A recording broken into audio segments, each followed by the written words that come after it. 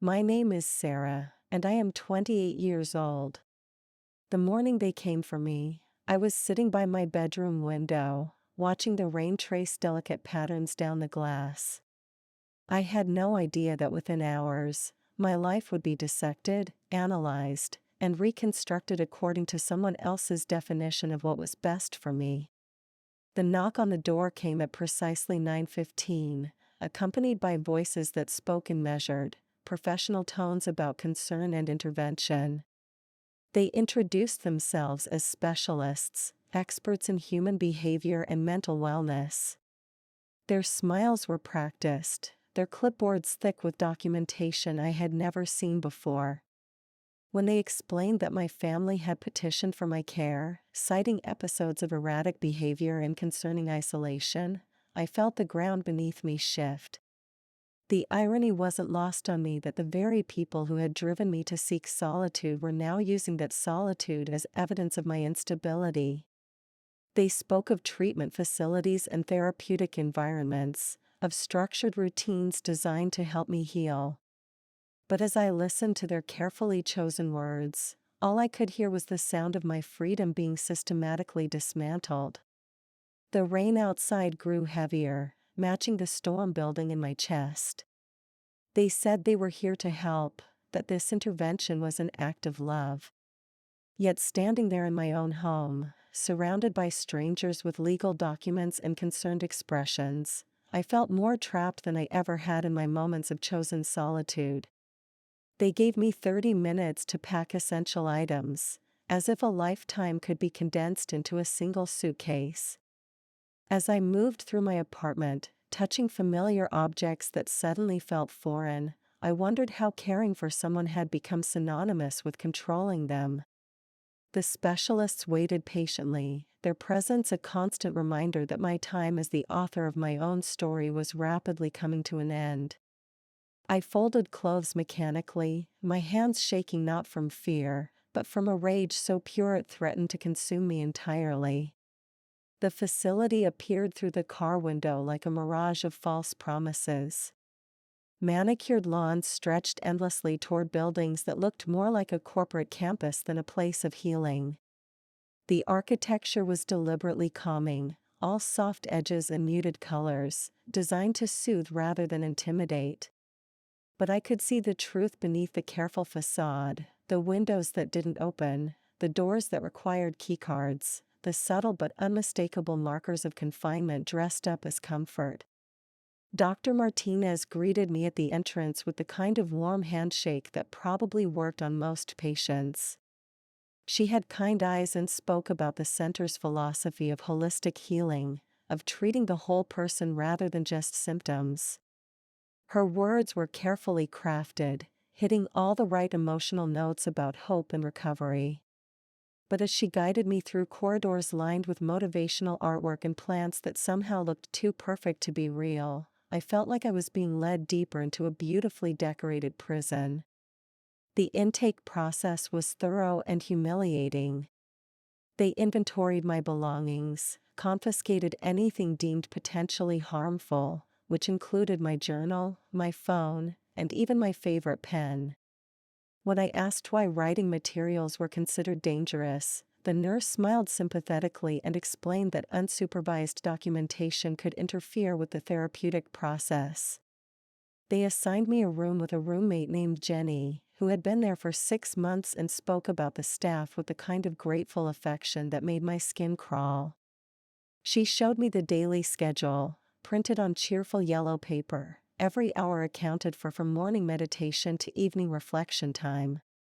There was no space for spontaneity, no room for the kind of quiet moments I had always used to process my thoughts.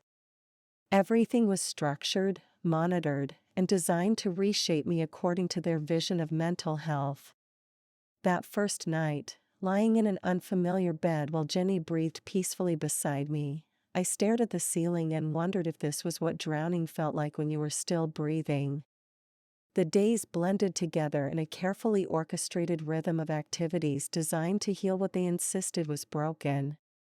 Morning started with group meditation, where we sat in a circle and were guided through breathing exercises that felt more like synchronized performance than genuine mindfulness.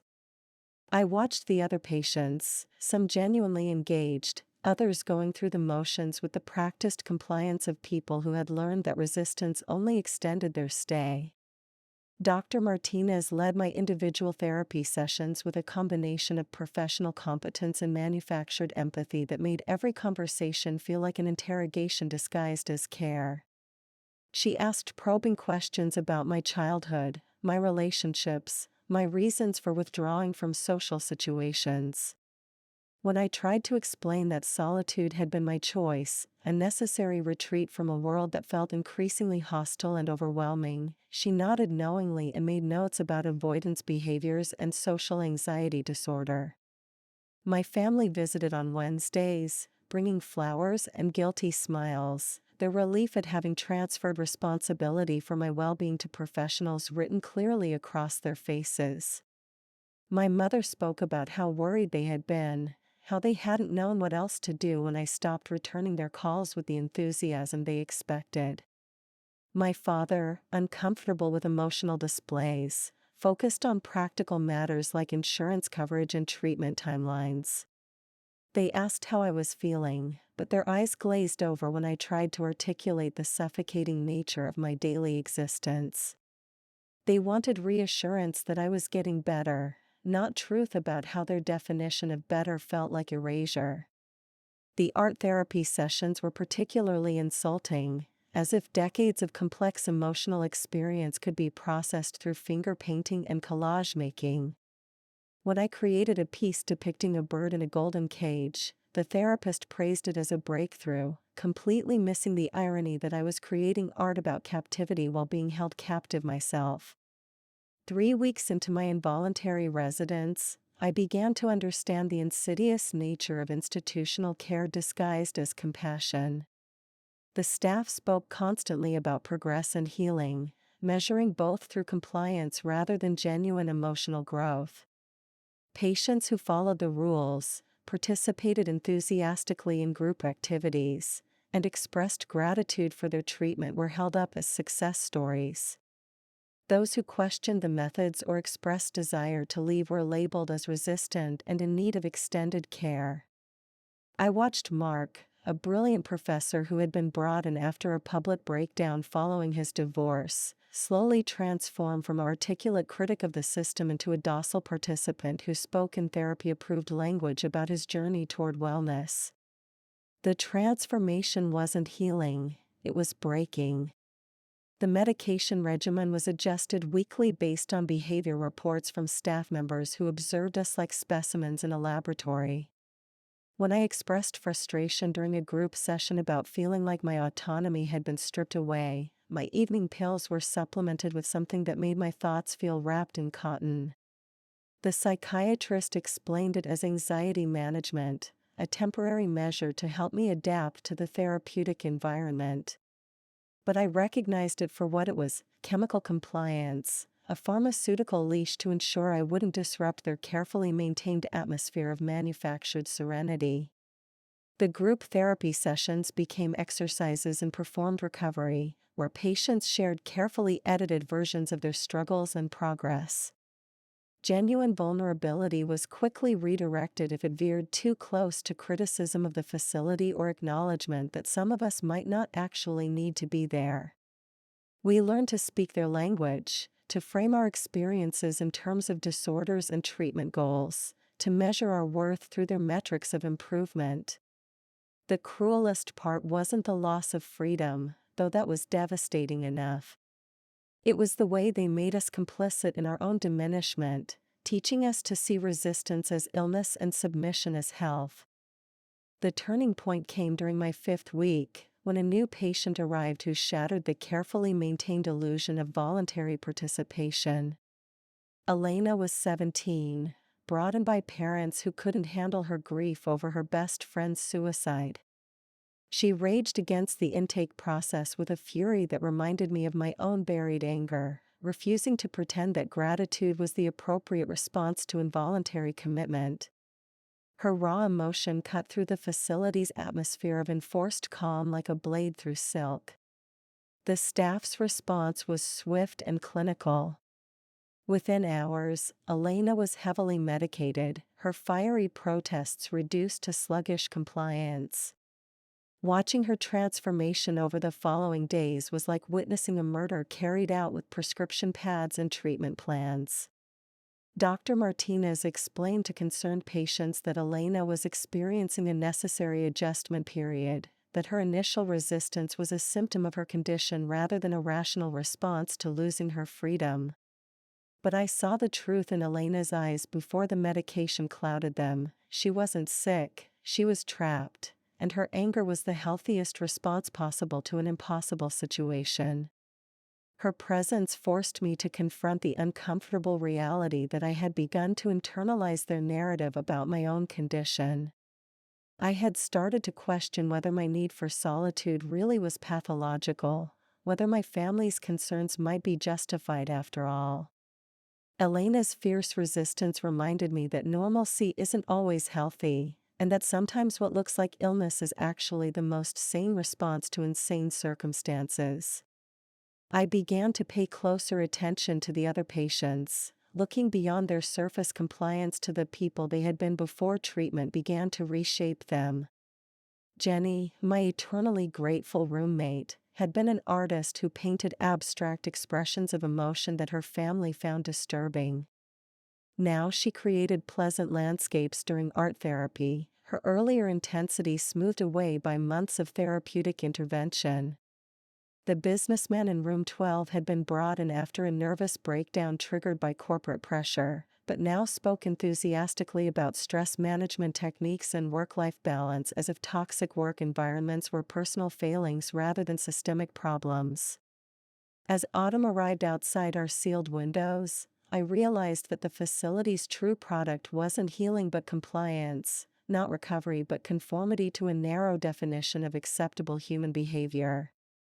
The daily schedule continued its relentless march: morning medication, breakfast in the cheerfully decorated dining room, group therapy where we practiced expressing our feelings in approved ways, individual sessions where our thoughts were dissected and categorized, afternoon activities designed to build coping skills for a world many of us had never found particularly welcoming in the first place. The staff rotated through our lives with professional consistency, offering encouragement and guidance that felt increasingly hollow as the weeks passed.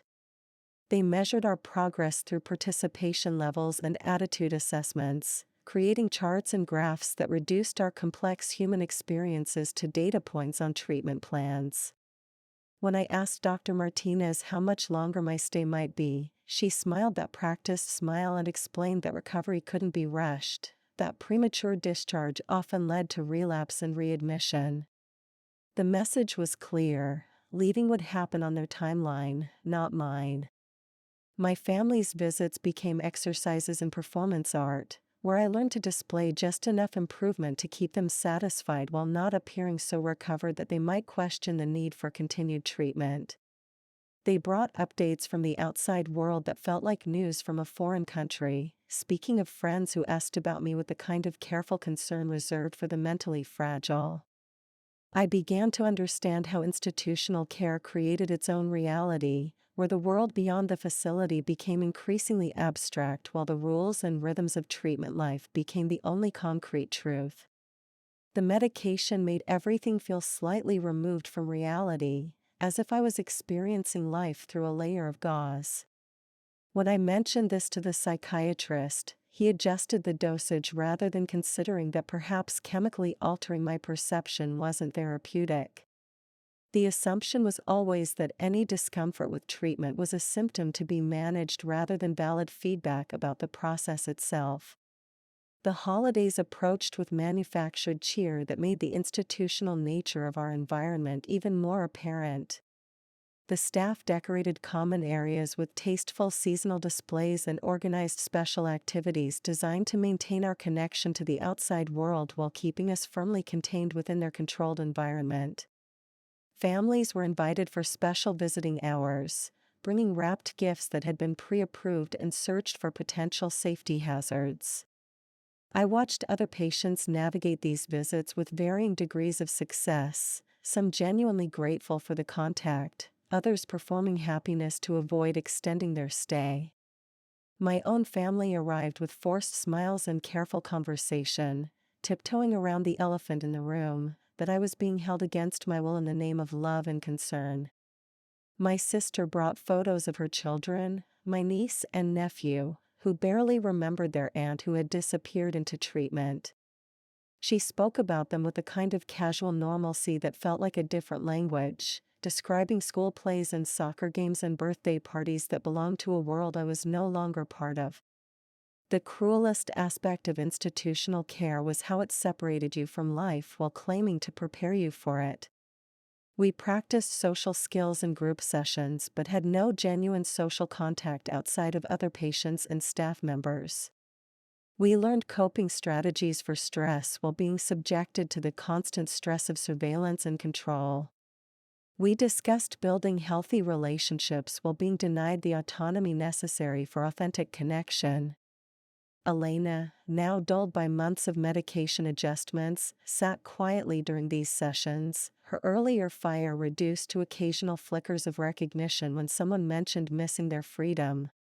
She had become what they considered a success story, compliant, grateful, and completely different from the passionate teenager who had arrived fighting for her right to grieve in her own way.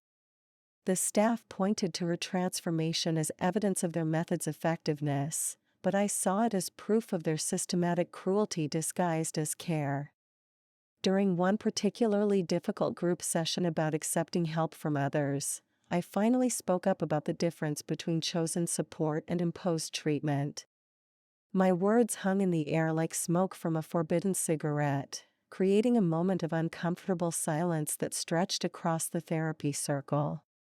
I had violated the unspoken rule that questioning the system was tantamount to rejecting help, and I could see this shift in the room's dynamics as other patients glanced nervously between me and the therapist. Dr. Williams, who led the group sessions, maintained his practiced calm while making notes on his ever-present clipboard, but I caught the brief tightening around his eyes that suggested my observation had hit closer to truth than was therapeutically convenient. He redirected the conversation with professional skill, asking me to explore what accepting help meant to me personally, effectively turning my critique into another symptom to be examined and treated. But the seed had been planted, and over the following days, I noticed other patients paying closer attention to the gap between the facility's stated goals and their actual practices.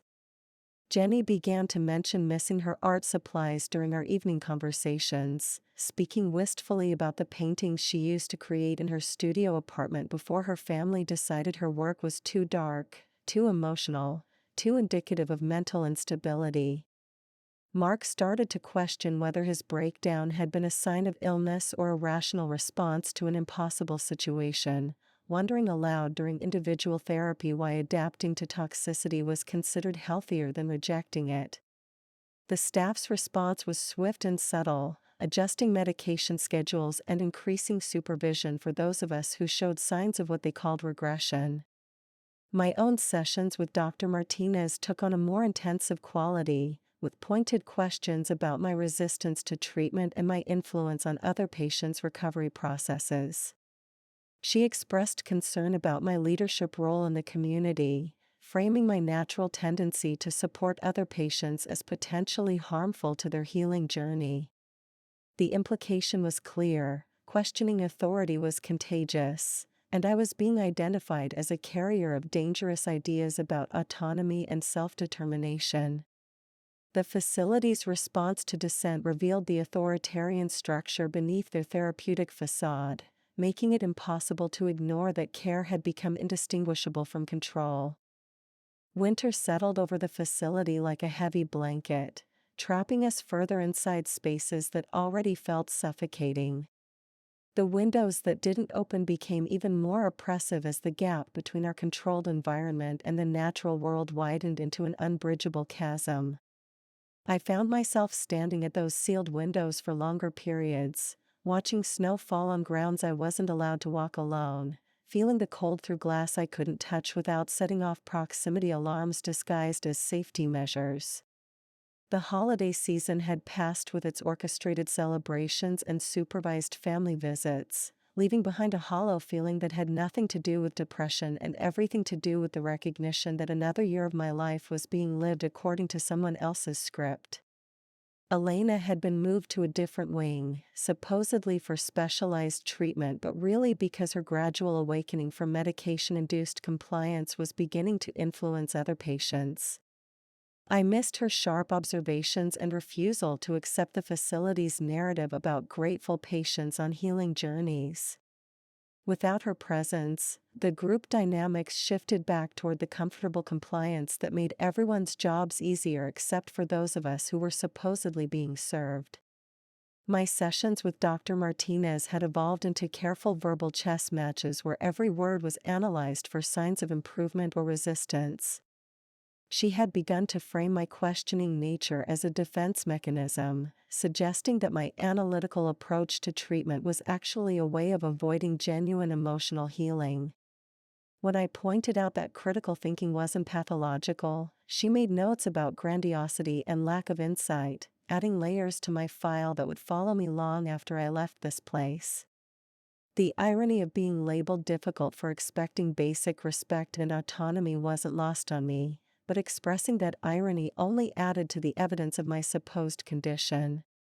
I began to understand how institutional psychiatry could create the very problems it claimed to treat, how the process of being labeled and treated as mentally ill could actually produce symptoms that resembled mental illness. The realization that I was being systematically broken down and rebuilt according to institutional specifications came gradually, like dawn breaking over a landscape I no longer recognized as my own life. 6 months into my stay, I could feel the subtle ways my personality had been smoothed and shaped, my natural responses to injustice dulled by medication and conditioning.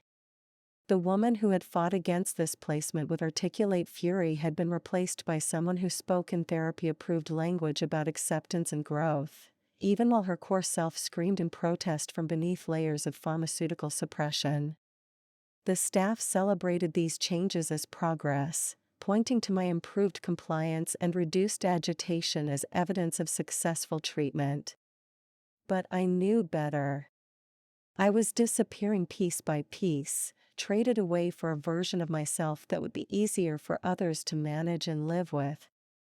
My family noticed the change during visits, expressing relief that I seemed calmer and more cooperative. They interpreted my dulled responses as healing, my decreased emotional intensity as evidence that the treatment was working. When I tried to articulate what was really happening, they exchanged concerned glances and suggested I discuss these feelings with my treatment team. The circular logic was perfect. Any complaint about treatment became proof that treatment was necessary, any resistance evidence of the very illness that justified my continued confinement. Jenny had been discharged the previous month, sent home with a medication regimen and scheduled outpatient appointments, her artistic vision permanently altered by months of therapeutic intervention. She hugged me goodbye with tears in her eyes, whispering an apology that neither of us fully understood but both of us felt deeply. Her replacement was an older woman named Margaret who had been committed by her adult children after she gave away most of her possessions and announced her intention to live a simpler life. The staff framed her generosity as manic behavior and her desire for simplicity as a symptom of depression, creating a treatment plan designed to restore her to the materialistic lifestyle her family preferred. Watching Margaret struggle to explain that giving away possessions had felt liberating rather than compulsive, I saw my own situation reflected back with devastating clarity. Spring arrived outside our sealed environment with a cruelty that felt personal, mocking our captivity with displays of renewal and growth we could observe but never experience. The trees on the facility grounds burst into bloom while we remained trapped in climate-controlled spaces, breathing recycled air and artificial light. I had been there for 8 months, long enough to see full seasonal cycles pass without participating in them, long enough to understand that time inside institutions moves differently than time in the real world. Every day was structured identically, making weeks blend into months without the natural rhythms that help human beings mark the passage of their lives. The staff rotation created an illusion of consistency while actually ensuring that no one got too attached to specific patients or began to question the necessity of extended stays. Dr. Martinez had been replaced by Dr. Chen, who reviewed my case with fresh eyes but the same institutional assumptions about what constituted mental health and recovery. He spoke about preparing me for eventual discharge while simultaneously identifying new issues that would require additional treatment time. The goalposts kept moving, success redefined whenever it seemed within reach. I had learned to navigate the system well enough to avoid the worst consequences of noncompliance, but every compromise felt like another small death of my authentic self. During art therapy, I created pieces that looked hopeful and forward-thinking, hiding my real emotions behind symbols the staff couldn't decode. In group sessions, I shared carefully edited versions of my thoughts and feelings, participating just enough to avoid being labeled resistant while protecting the parts of myself that remained untouched by their treatment philosophy. The other patients and I had developed our own secret language of survival, ways of communicating truth without triggering interventions. We knew which staff members to avoid on bad days, which medications to request or refuse, how to appear compliant while maintaining internal resistance. This underground network of patient wisdom was perhaps the only genuine therapy happening within the facility walls, people who truly understood each other's situation offering real support and solidarity. The announcement of my impending discharge came not as celebration but as another form of control disguised as freedom. Dr. Chen explained the transition plan with the same careful precision used to describe everything else in the facility: structured, supervised, and contingent on continued compliance with outpatient treatment requirements. I would be released to a halfway house for 3 months, then to supervised independent living, with regular check-ins and medication monitoring.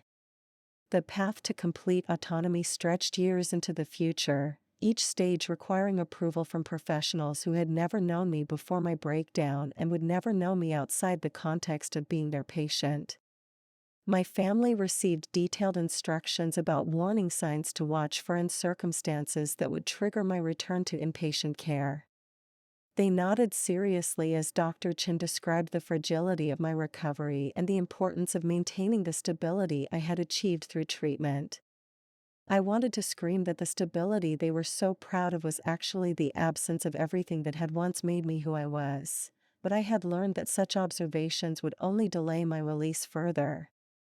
The discharge planning sessions felt like parole hearings, with my freedom contingent on convincing authorities that I had been sufficiently reformed to rejoin society without causing trouble. Elena appeared at one of these meetings, brought in as an example of successful treatment and community reintegration. She spoke in the flat, emotionally regulated tone that had replaced her earlier passion, describing her gratitude for the care she had received and her commitment to maintaining her wellness through continued treatment. Looking at her felt like looking into a funhouse mirror that showed what I was supposed to become: grateful, compliant, and fundamentally altered from the person who had first walked through these doors. After the meeting, we had a brief moment alone in the hallway, and I saw a flicker of the old Elena in her eyes, a recognition of what we had both lost in the name of being helped.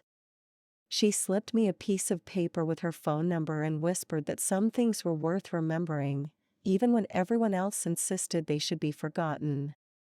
That night, I lay awake thinking about the person I had been before this experience and wondering if she still existed anywhere beneath the layers of institutional conditioning. The day of my discharge arrived with a mixture of anticipation and terror that I couldn't share with anyone who would understand it correctly.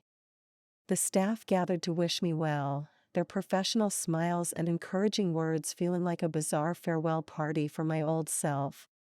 They presented me with a folder of aftercare instructions, medication schedules, and contact information for my outpatient treatment team, each document a reminder that my freedom was conditional and monitored. I packed my belongings, noting how few of my original possessions had survived the facility's rules about appropriate personal items. The journals I had tried to keep had been confiscated multiple times for containing what staff considered negative or non-therapeutic content. My books had been filtered down to approved titles that supported recovery narratives rather than challenged institutional authority.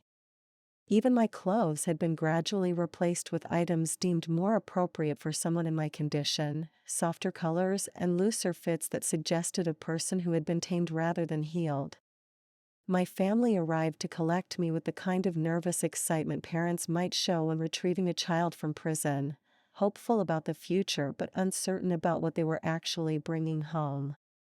The person they had committed nearly a year ago no longer existed, and they seemed unsure whether the person they were reclaiming was an improvement or simply a more manageable version of the original.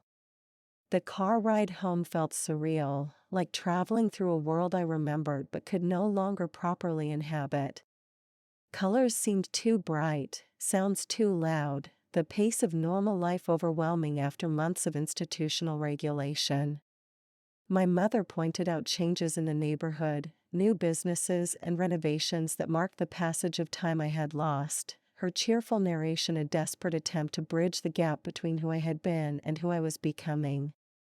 The halfway house where I would spend the next 3 months looked pleasant enough from the outside, but I could already see the familiar signs of institutional care disguised as independence: security cameras, controlled access, staff members with clipboards and concerned expressions ready to document my adjustment to partial freedom. Living in the halfway house felt like being a ghost haunting my own life, present but not fully real, participating in a world that I could observe but not genuinely touch. The other residents were fellow survivors of various forms of institutional care, each of us carrying invisible wounds from systems that had claimed to heal us while systematically dismantling our sense of self. We moved through structured days that mimicked normal life while remaining under constant surveillance, our every choice monitored and evaluated for signs of stability or relapse. The staff here were kinder than those at the facility, but they operated from the same fundamental assumptions about our fragility and need for professional guidance in making basic life decisions. I attended mandatory group sessions where we discussed the challenges of reintegration, as if the problem was our inability to adapt rather than the difficulty of rebuilding an identity after it had been professionally deconstructed. My outpatient therapist, Dr. Reeves, seemed genuinely committed to helping me reclaim my life, but even her support came with the underlying assumption that my previous way of being had been pathological and needed correction. She encouraged me to develop new hobbies and social connections, not recognizing that the solitude she saw as problematic had once been my sanctuary and strength. The medication continued to blur the edges of my emotional responses, making everything feel slightly removed from reality. When I asked about reducing the dosage, the prescribing psychiatrist expressed concern about my stability and reminded me that treatment compliance was a condition of my continued freedom. The message was clear: chemistry would be used to ensure my continued cooperation with their vision of mental health, regardless of how that chemistry affected my ability to experience life fully. I found myself going through the motions of recovery while privately grieving the person I had been before treatment began.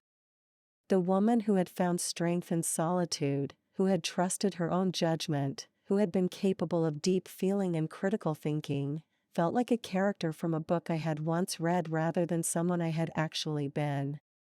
6 months after my discharge from the facility, I sat in my supervised apartment, surrounded by the carefully curated life that treatment had created for me. The space was pleasant enough, decorated with items approved by my case manager and furnished according to principles of therapeutic living that prioritized calm over personality.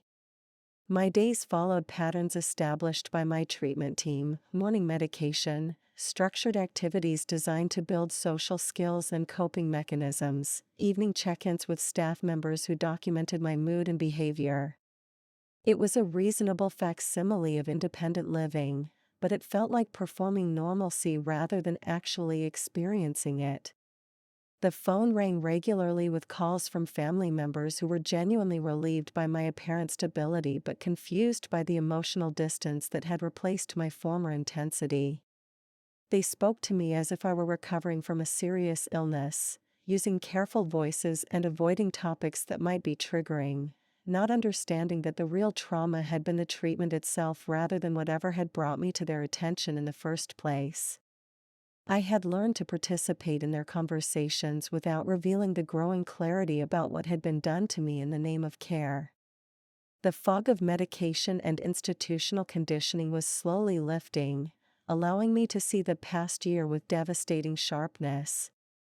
I began to understand that my original need for solitude had been a healthy response to overwhelming social pressures, that my family's concern had been more about their comfort than my well-being, and that the entire apparatus of treatment had been designed to make me easier to manage rather than genuinely healthier. Elena called occasionally, our conversations carefully coded to avoid triggering monitoring systems that we knew were probably listening. She spoke about feeling like she was living someone else's life, following scripts written by people who had never known her before she became their patient. We shared the unique grief of people who had been systematically separated from their authentic selves by those who claimed to love them most. The recognition that we had been victims of a sophisticated form of abuse disguised as healthcare was both liberating and terrifying. As I write this, 2 years have passed since that morning when the specialists knocked on my door with their clipboards and their certainty about what I needed. I am finally living alone again, though still under the watchful eye of a treatment system that considers me perpetually at risk of relapse into my former independence. The medication has been gradually reduced, allowing colors and emotions to return to my world, though the prescribing psychiatrist warns regularly about the dangers of going completely unmedicated. My family visits with less frequency now, satisfied that I appear stable and grateful, not recognizing that the stability they celebrate is actually the absence of the person they once knew. I have learned to navigate the ongoing requirements of my conditional freedom, regular therapy appointments where I practice expressing approved emotions, medication compliance monitoring, periodic evaluations of my living situation and social connections. Each hoop I jump through takes me further from the person I was before treatment, but also paradoxically closer to understanding who I might become if I can ever fully escape their definitions of health and illness. The most insidious part of the entire experience has been learning to doubt my own perceptions and instincts, to question whether my desire for autonomy is actually a symptom of illness rather than a basic human need. Recovery, as they define it, means accepting their narrative about my condition and remaining grateful for interventions that felt like violence. But late at night, when the supervised living facility grows quiet and the medication wears thin, I remember the woman who once found peace in chosen solitude, who trusted her own mind, who was capable of intense feeling without needing professional management. She was never broken, despite what they said. She was human in ways that made others uncomfortable, and that discomfort was transformed into medical diagnosis and systematic treatment that nearly erased her entirely. They said it was care, but I felt it as cruelty disguised as love. The greatest act of rebellion now is simply remembering who I was before they taught me to see myself through their eyes, and believing that woman deserved better than what was done to her in the name of helping her heal.